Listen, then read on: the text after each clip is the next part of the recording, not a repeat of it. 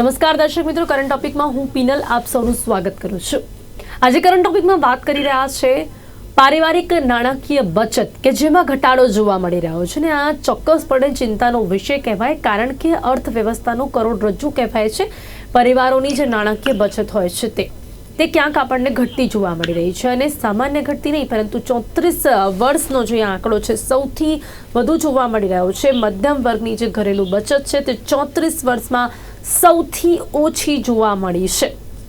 ઘણા બધા કારણો આની પાછળ જવાબદાર હોઈ શકે છે એવું પણ જાણવા મળી રહ્યું છે। આ જે આંકડાઓ છે તે આરબીઆઈના જ આંકડાઓ છે।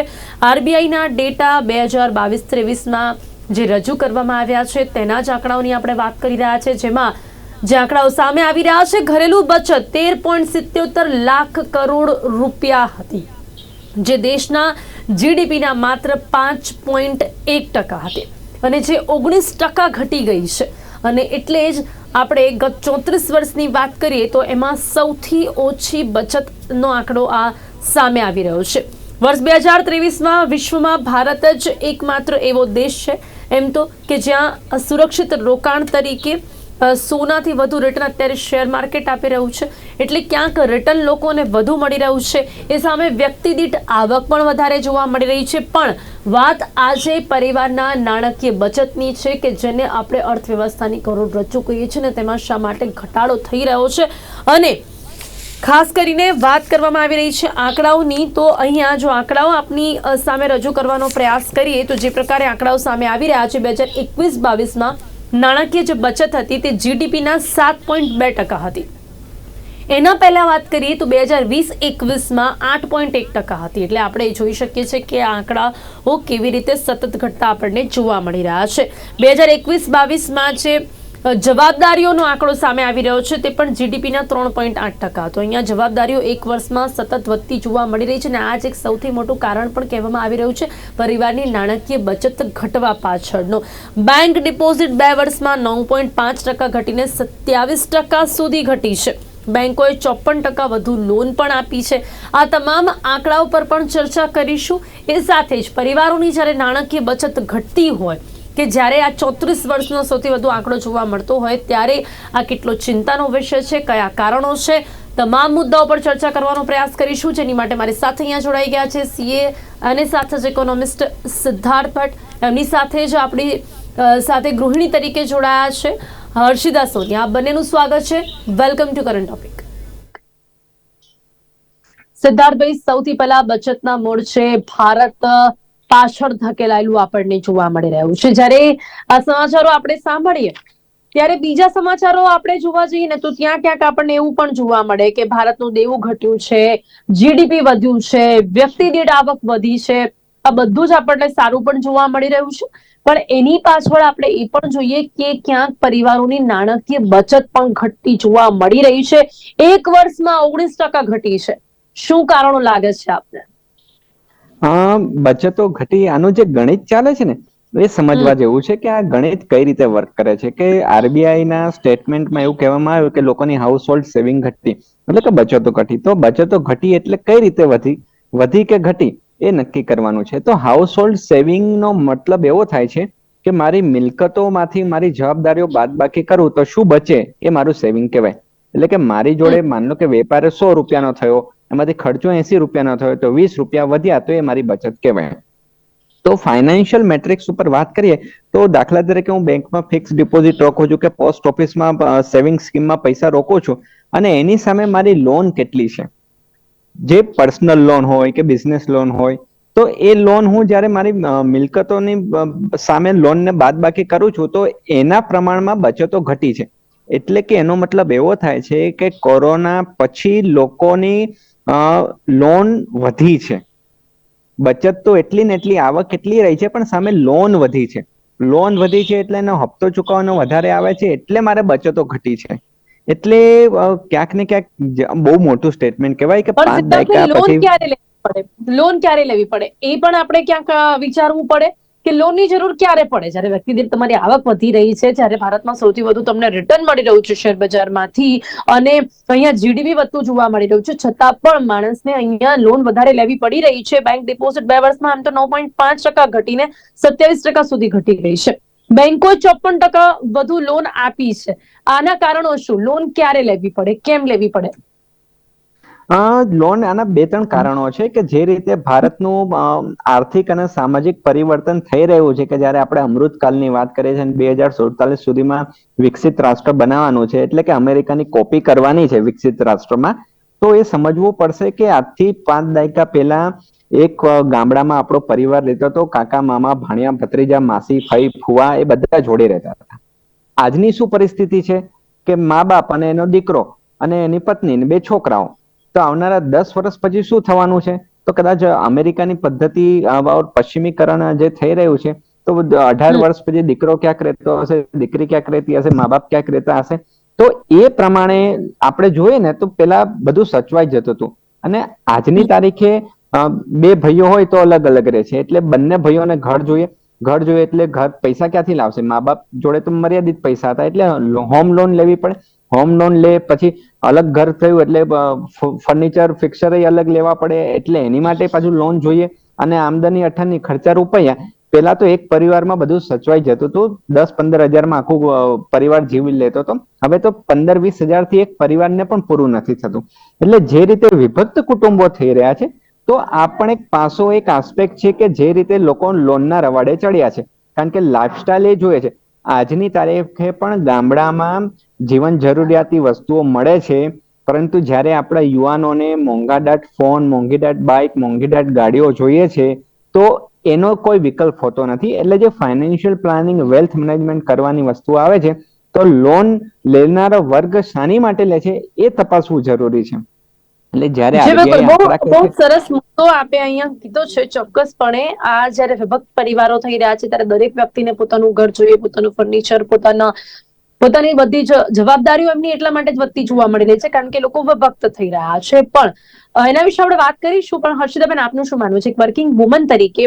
આપને શું લાગે છે? કારણ કે સિદ્ધાર્થભાઈ તો સીએ તરીકે આંકડાઓ પ્રમાણે વાત કરી રહ્યા છે, પણ આપ જે હકીકત, એટલે જે આપનું જે પ્રેક્ટિકલ આપના જે અનુભવો છે, શું કહેશો? આપને પણ લાગે છે કે ક્યાંક આજે આપ પણ જયારે બચત કરવા જાઓ છો, ત્યારે પહેલા જેટલી બચત હવે નથી થતી?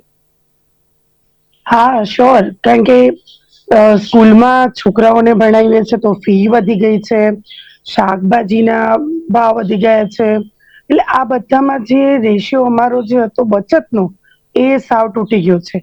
જે પહેલા બચતું હતું એ તો કશું બચતું જ નથી, કારણ કે ફી વધારે આપવી પડે, મોંઘવારી એટલી વધી ગઈ છે, પેટ્રોલના ભાવ એટલા વધી, ક્યાંક બહાર જવું હોય તો એ વિચાર કરવો પડે. કારણ કે પહેલા એટલા બધા ભાવ હતા જ નહીં, તો એ બધું અસર તો કરવાનું જ ને. એટલે અમારી બચત ક્યાં દેખાવાની? પણ હર્ષિતાબેન, એની સાથે સાથે આપને નથી લાગતું કે ક્યાંક લોકોની આવક પણ વધી છે? હવે આપણે જે રીતે વિકસિત પણ થઈ રહ્યા છે, જે રીતે અત્યારે હા, ઓપોર્ચ્યુનિટીઝ વધી રહી છે, ટેકનોલોજીની સાથે આગળ વધી રહ્યા છે, ત્યારે બીજો આંકડો એ પણ આપણને જોવા મળી રહ્યો છે કે લોકોની વ્યક્તિ દીઠ આવક પણ વધી છે, છતાં પણ શા માટે આ સો બેલેન્સ ટકા થતું નથી? તમારી વાત 100% સાચી છે. આવક ડેફિનેટલી વધી છે, પણ આવકની સામે લોકો પણ એ રીતે જ હવે રહે છે ને. 5 રૂપિયા કે એક્ઝામ્પલ, 5 રૂપિયા હોય તો તમે 5 રૂપિયા રીતે રહો, પણ એ જયારે 50માં કન્વર્ટ થાય તો તમે 50ની રીતે રહેતો શીખી જવાના છો.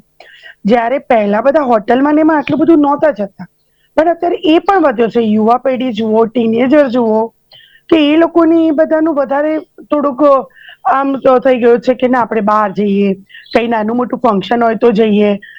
બીકોઝ એમના ભાઈબંધો જતા હોય તો દેખાદેખીમાં પણ જતા હોય છે. તો હવે આ બધામાં એ બચતમાં તો અસર થવાની જ ને. જયારે મહિનામાં 1 વાર જતા હોય, હવે જો મહિનામાં 4 વાર જઈએ તો રેશિયો આખો તૂટી જ જવાનો ને. જો બિલકુલ, લાઈફસ્ટાઈલ પણ એક મહત્વનું કારણ છે.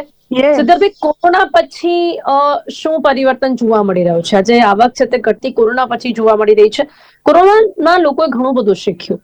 કામ ન હોય તો કેવી રીતે બચત કરવી, એની પોઝિટિવ ઇમ્પેક્ટ જોવા મળવી જોઈએ. પણ અહીંયા આવક ઘટતી જોવા મળી રહી છે. લોકોને ખબર પડી છે કે પૈસાની અછત કેવી રીતે પડી શકે. એ સમયે ઘણા બધા લોકો એવા હતા કે જે લોકો જોબલેસ થઈ ગયા, લોકો પોતાની બચતમાંથી ઘર ચલાવ્યું. એટલે બચતની જે ઇમ્પોર્ટન્સ હોય ત્યારે સમજાઈ હતી, પણ છતાં પણ આવા આંકડાઓ આપણી સામે આવ્યા. એટલે ક્યાંક ને ક્યાંક આપણા લોકોની એ દુર્દશા છે કે ભૂકંપ વખતે પણ ધ્યાન હોય તો યાદ આવ્યું હતું કે ભાઈચારો અને બચતનું મહત્વ સમજાયું હતું. હમ કોરોનાએ પણ કુદરતે આપણને કીધું કે ના ભાઈ, બચતો અને સંપ અને ભાઈચારો રાખવો જોઈએ, પણ ફરી પાછા એવા ને એવા.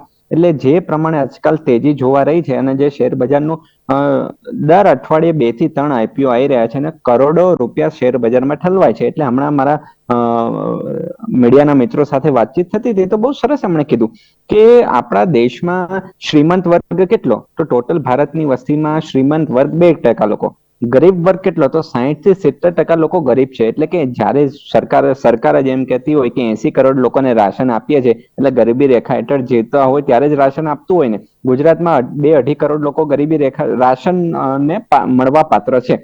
અને મધ્યમ વર્ગ કેટલો, તો એ 30 થી 35% મધ્યમ વર્ગ છે. એટલે આ આંકડા જોઈએ તો શ્રીમંતોને કોઈ પ્રશ્ન નથી, બાપડા ગરીબને હમણાં જ વાત થતી હતી કે 8 રૂપિયા કિલો રવૈયા એટલે કે રીંગણા મળે છે, જે સબ્જી મંડી હોય એનું મેન બજાર હોય, અને દુકાને આવતા આવતા 50 થી 60 રૂપિયા કિલો રીંગણા થઈ જાય છે.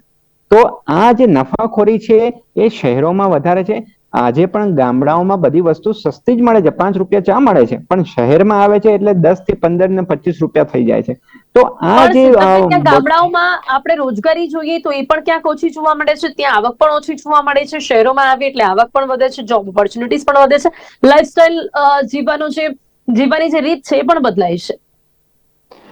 જી હા, એ વાત સાચી. અને કદાચ એટલે જ આપણો દેશ 5 ટ્રિલિયન ઇકોનોમી ઉપર જઈ રહ્યો છે અને માળખાગત વિકાસ થઈ રહ્યો છે. એટલે મોંઘવારી અને વિકાસ છે ને એ પેરેલલ ચાલતું હોય કે 6 થી 7% મોંઘવારી રહેતી હોય તો એ જ પ્રમાણે વિકાસ રહેતો હોય. તો એક સમય આવશે કે આપણો દેશ પણ જ્યારે વિકસિત દેશ થઈ જશે અને 50-60 વર્ષ પછી એવી પરિસ્થિતિ આવશે કે સોંઘવારી આવશે, મોંઘવારી નહીં સોંઘવારી આવશે 2050માં, જાપાનની જેમ.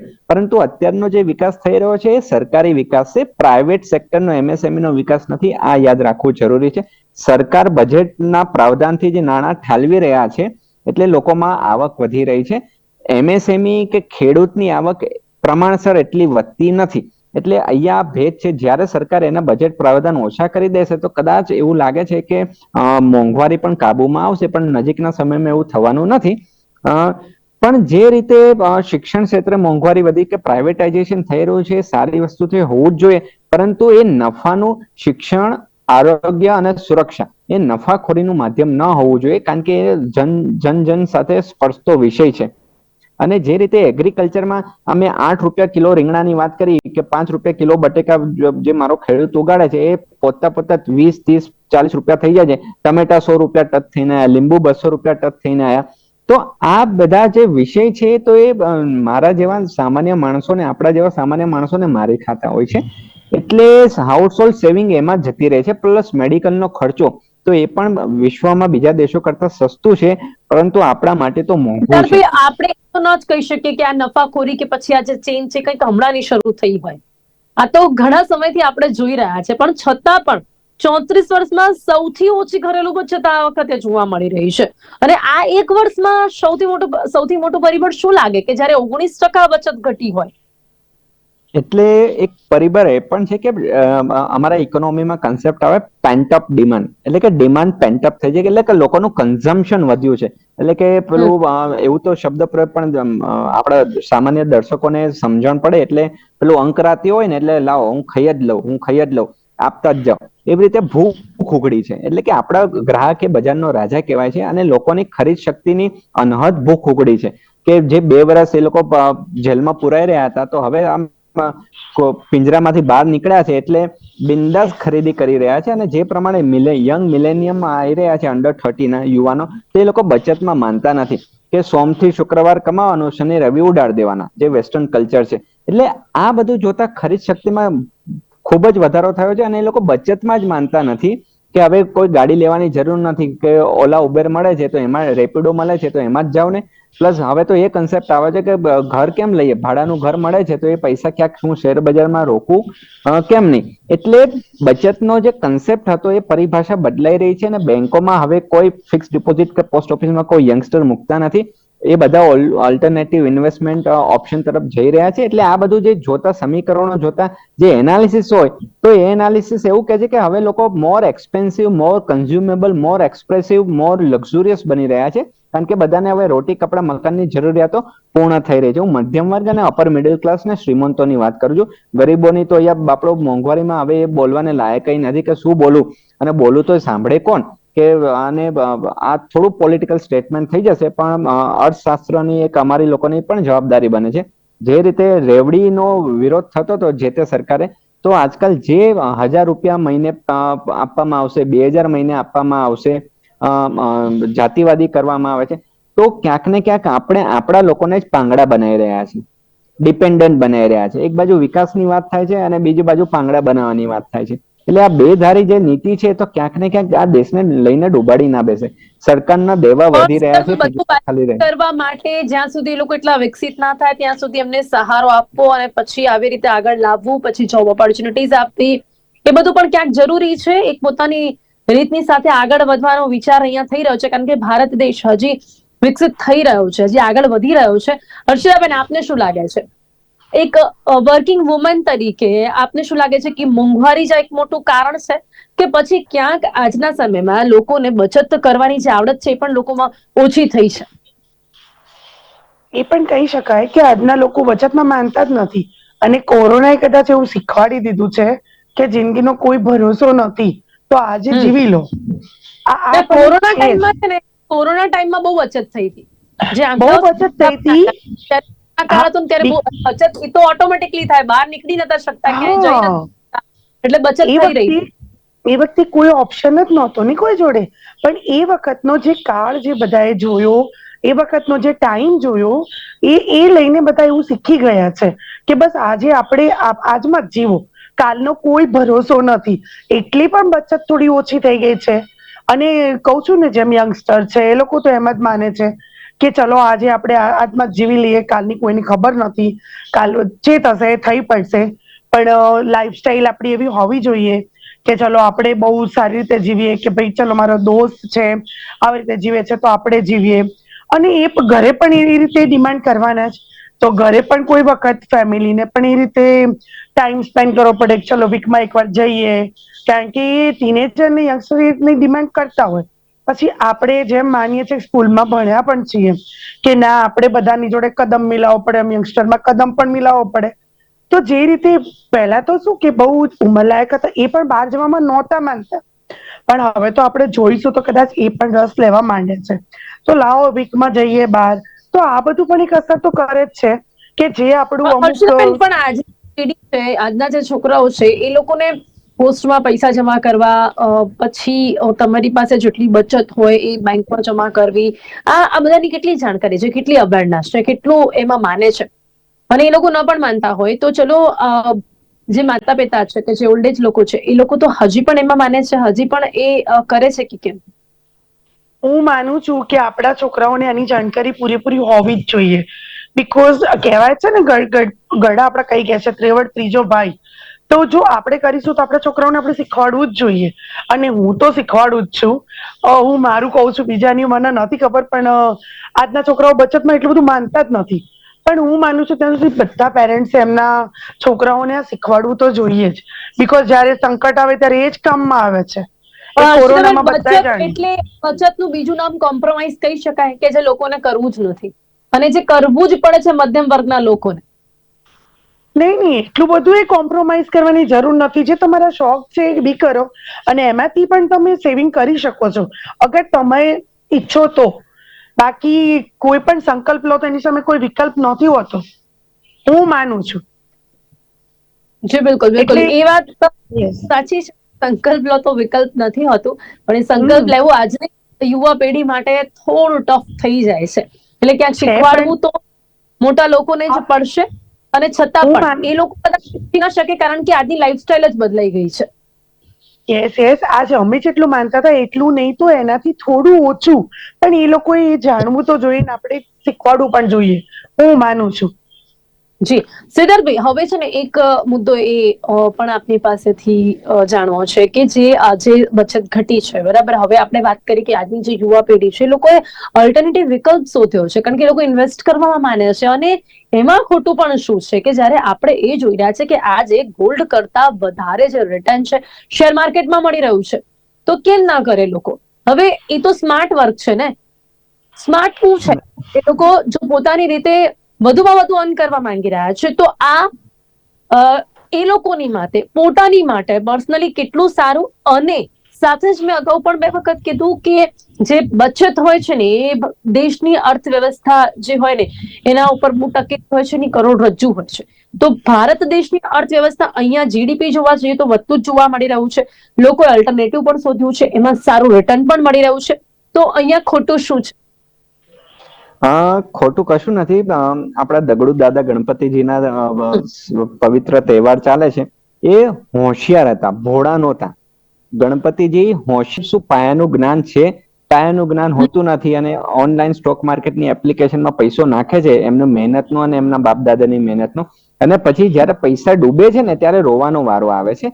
એટલે તમે જે કંઈ કરો બધું સારું જ છે, પરંતુ એને સમજી વિચારીને કરો, એનું સંપૂર્ણ જ્ઞાન મેળવો અને જ્ઞાન મેળવ્યા પછી આગળ વધશો ને તો એમાં આપણને રિટર્ન મળે. કારણ કે આજકાલના યુવાનો એમ કરે છે, આંકડાઓ આવ્યા છે ને એની સામે આ આંકડાઓ પણ આવ્યા છે કે પહેલી વખત સોનાથી 1.30% વધુ રિટર્ન શેર માર્કેટમાં છે. રોકાણકારોની જે મૂડી છે 43 લાખ કરોડ વધી છે. 5 વર્ષમાં 7.5 કરોડ ડીમેટ ખાતા ખુલ્યા છે. આપની વાત 100% સાચી, પણ અમે તો શું શેર બજારમાં પાયાથી કામ કરતા હોઈએ એટલે જાણતા હોય કે એમાંથી કમાય છે કોણ અને ગુમાવે છે કોણ. તો શું મારો યુવાન કમાય છે જે ફ્યુચર એન્ડ ઓપ્શનમાં ટ્રેડ કરે છે, 95% લોકો પૈસા મૂકીને જાય છે. અને જે કમાય છે ને એ સ્માર્ટ ઇન્વેસ્ટર હોય છે. સ્માર્ટ ઇન્વેસ્ટર એટલે કે આપણે જે જૂના લોકો છે, જે ઉંમરલાયક લોકો છે એ કમાય છે, યુવાન નથી કમાતો. કારણ કે એ લોંગ ટર્મ ઇન્વેસ્ટમેન્ટ માટે મુવમેન્ટ લે. ઓછો છે, બચત ઘટવાથી શું નુકસાન થાય દેશને?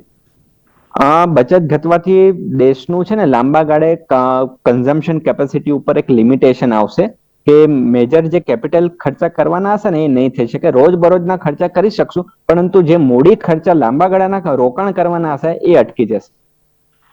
જી ચોક્કસથી. હર્ષિતાબેન, તમામ ગૃહિણીઓને, તમામ લોકોને શું કહેવા માંગશો? બચત એ કેટલું જરૂરી? બચત તો જરૂરી જ છે. દરેક ગૃહિણીને હું કહીશ કે ગમે તે રીતે પણ થોડી ઘણી બચત આપણે કરીશું તો આપણા જ કામમાં આવશે.